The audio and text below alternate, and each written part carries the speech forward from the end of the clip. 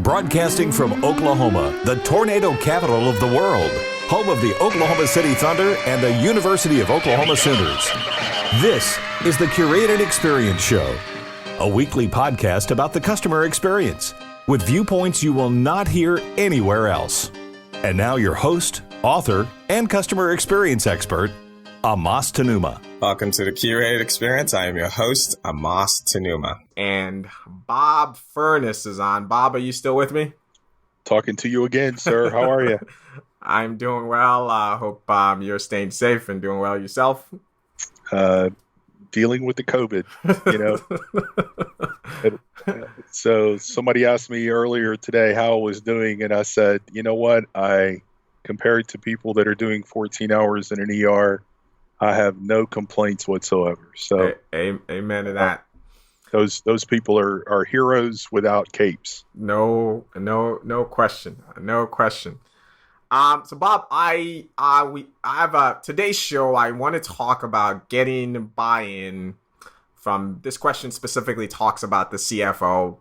But we'll start and stay around there. But this is around getting buy-in from the CFO. So I'm going to paraphrase this to sort of set things up. But what she's really asking is, she's saying, listen, I believe in CX. I believe in the place of the contact center and all of that. But my CFO doesn't buy into all this CX stuff, right?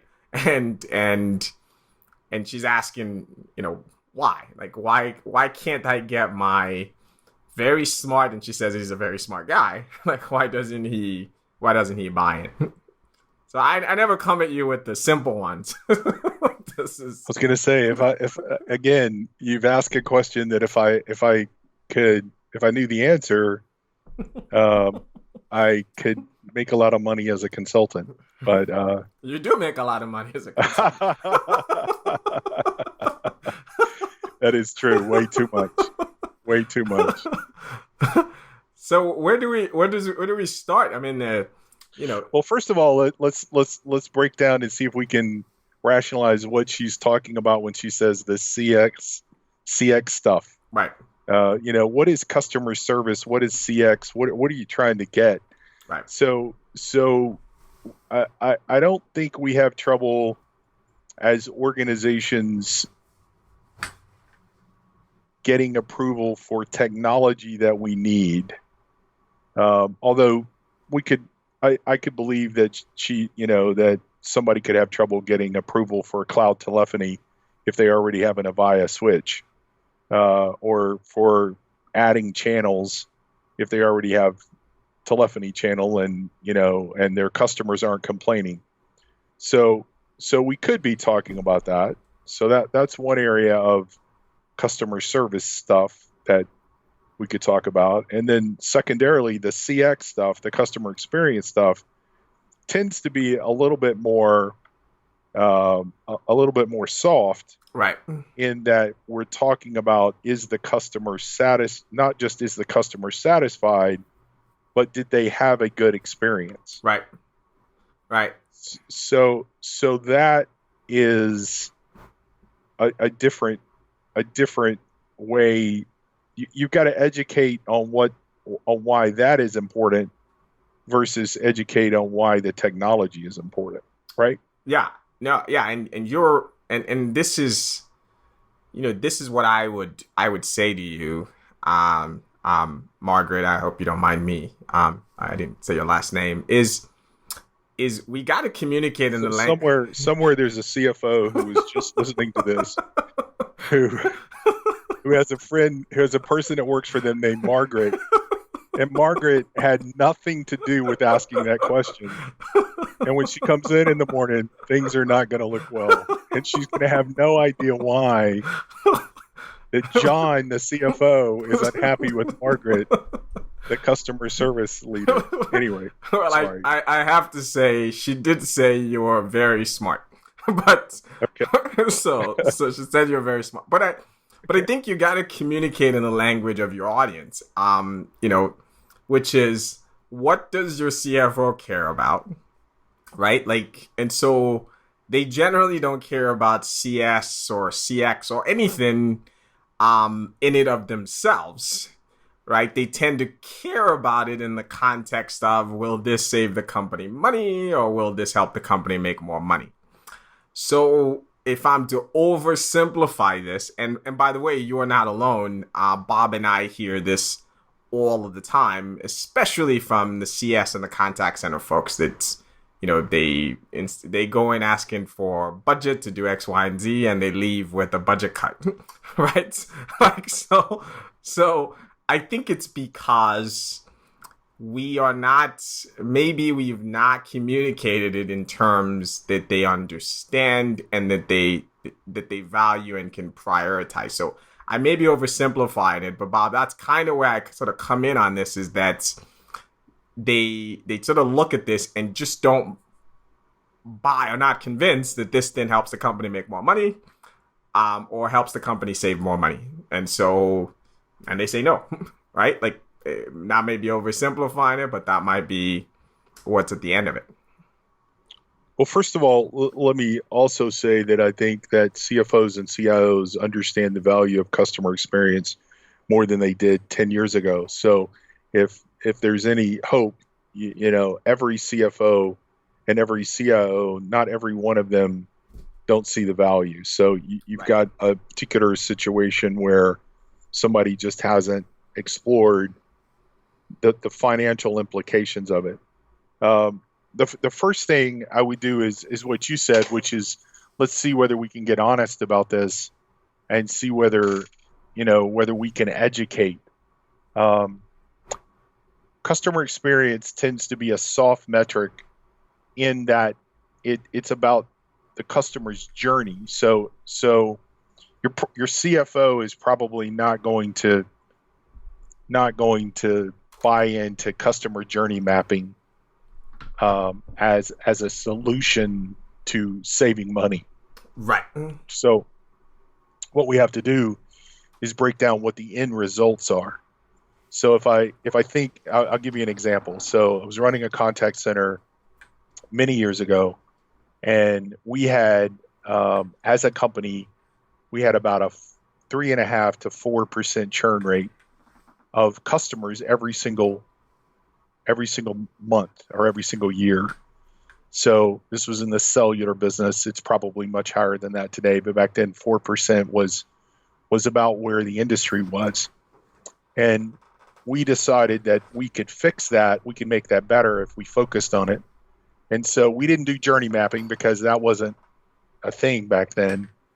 But we did look at, where do we believe that we can make a difference in the experience of the customer? And what we found is people were leaving because they weren't getting good answers when they were calling.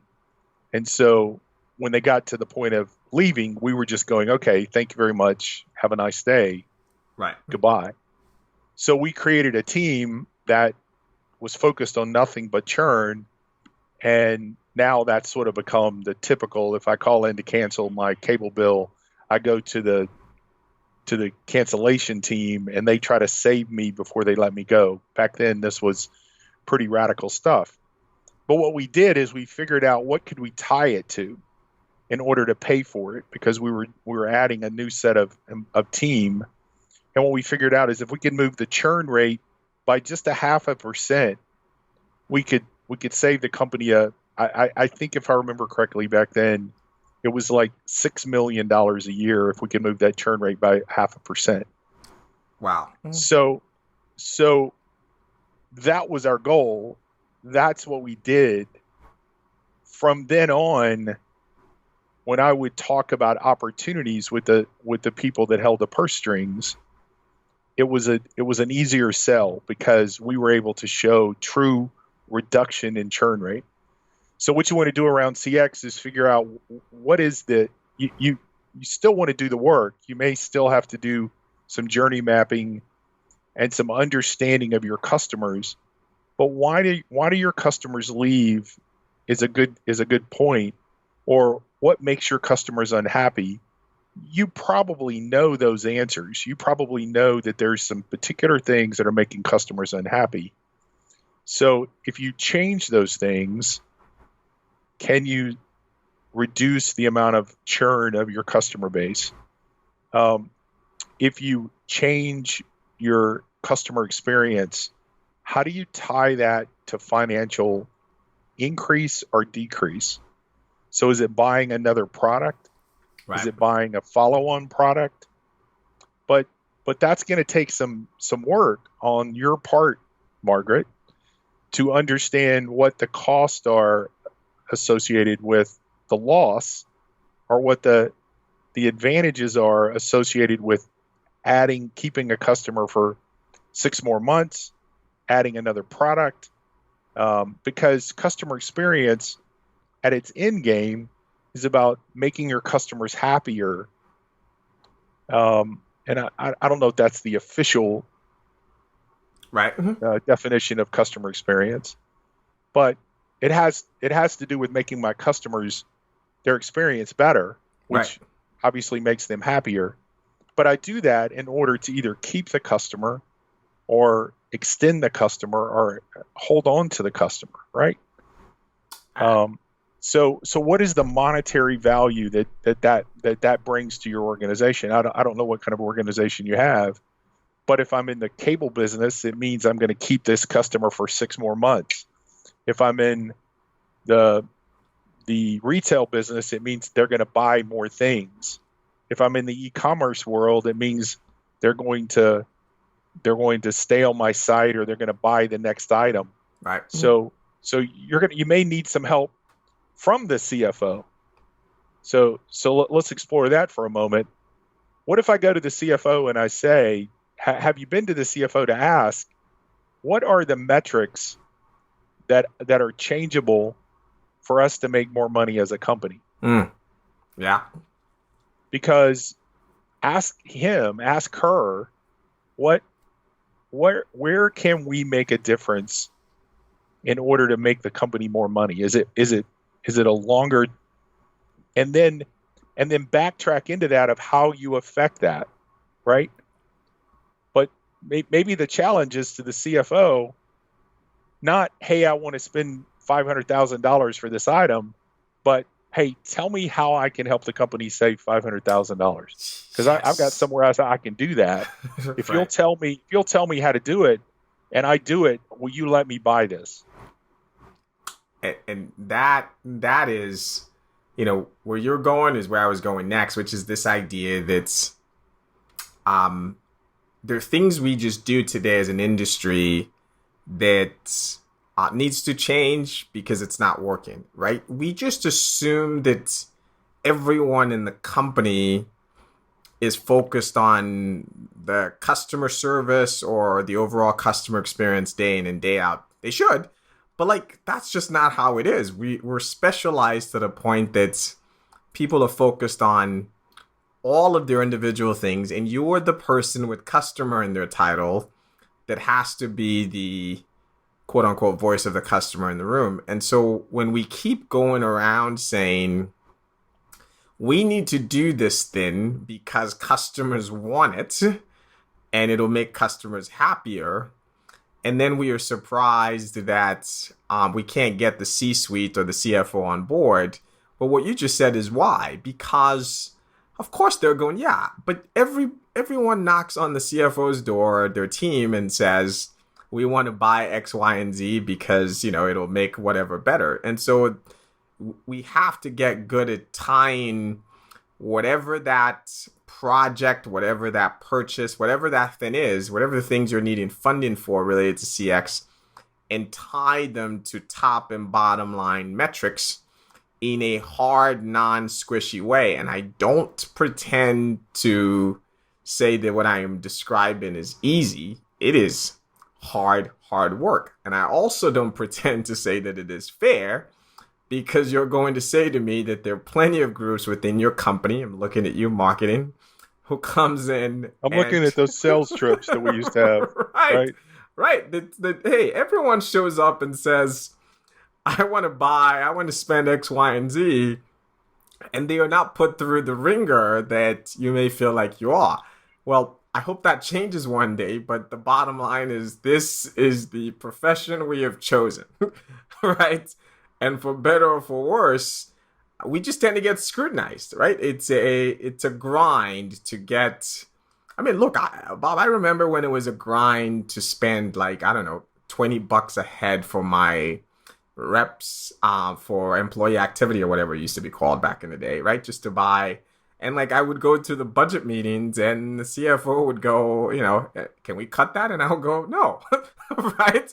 So that's just a few bucks here, much less, if in your case, I don't know what you're trying to do, Margaret, but, if in your case, maybe you're trying to do some upgrades for your employees and the contacts and what have you, for better or for worse, you got to figure out how to tie it to really hard metrics because it's just not the same.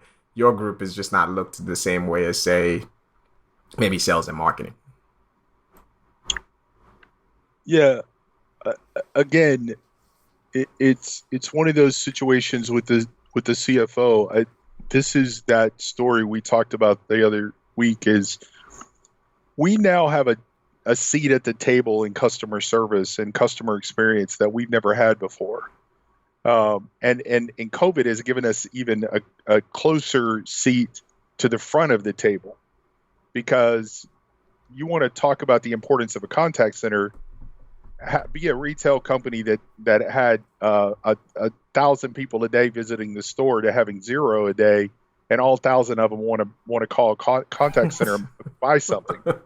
All of a sudden, being able to sell something out of your contact center is really important.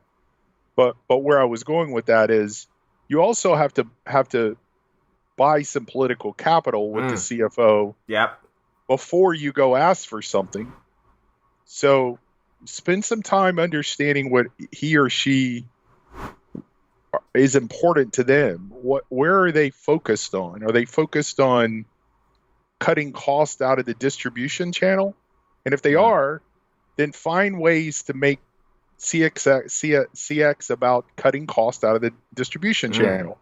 Because you know it. You know it better than the people that run distribution. You know where the problems are. Yep. Find out what his or her hot buttons are, and then go build some political capital by telling the right story to do that. I mean, there are simple ways that we can improve the customer experience without spending a lot of money. And I'm going to give 2 personal stories. I love telling worst case scenarios, but well-known, large, if I said their name, you would know them, medical company that I get meds from.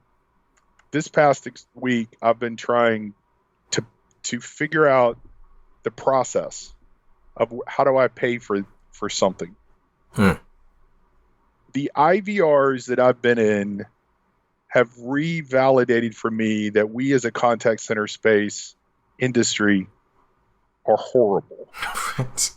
Right. You go 7 items deep, press 1, press 2, press 5, press 7.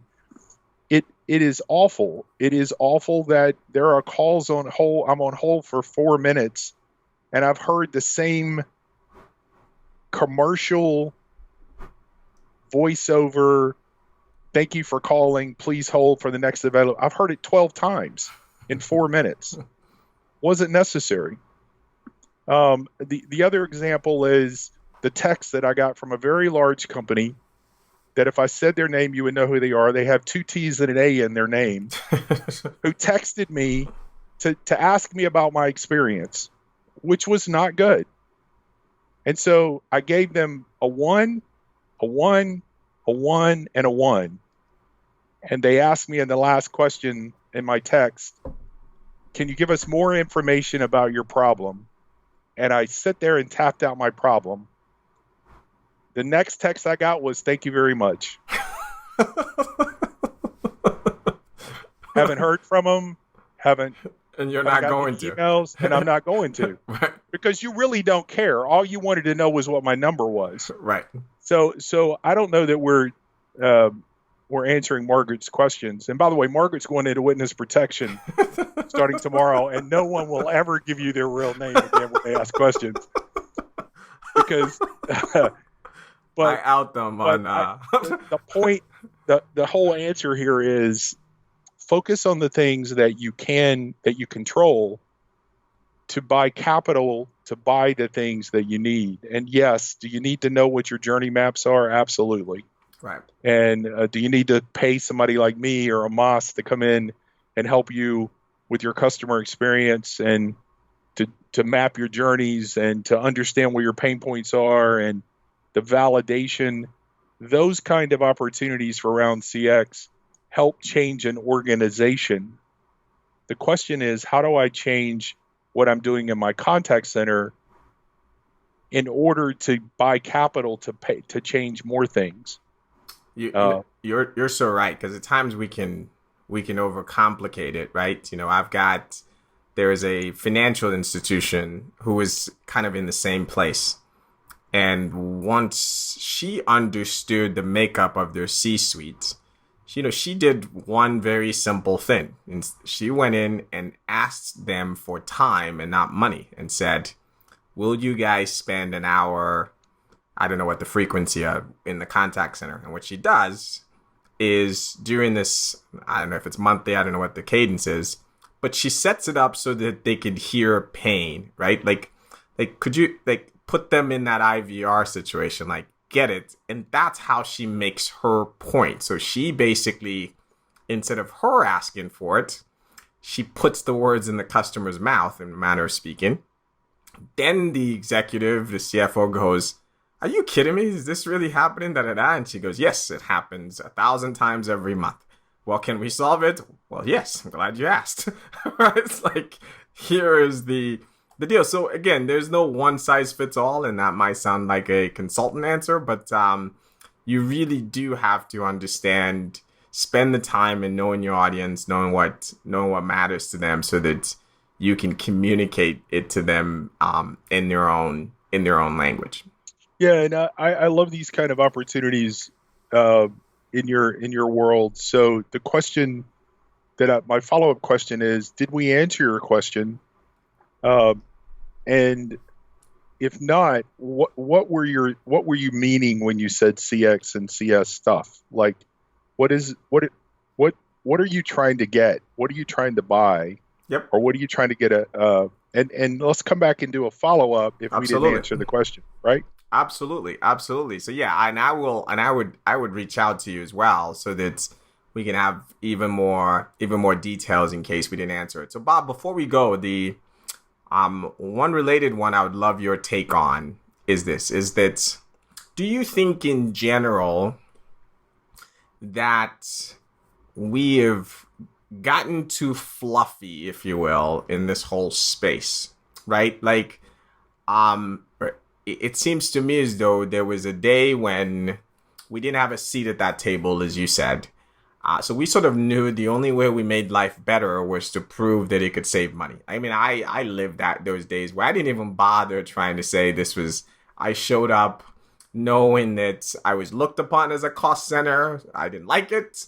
But when I wanted to make things, I would do things like say, hey, if we do X, Y, and Z, I can save this, or I can improve service level. Hey, I'm not going to get rid of headcount, but service level will go from here to here. Blah, blah, blah. And now I find that it just seemed to me, and you are out in the marketplace as well, that it's gotten pretty fluffy, because everyone's we care about the customer, blah, blah, blah.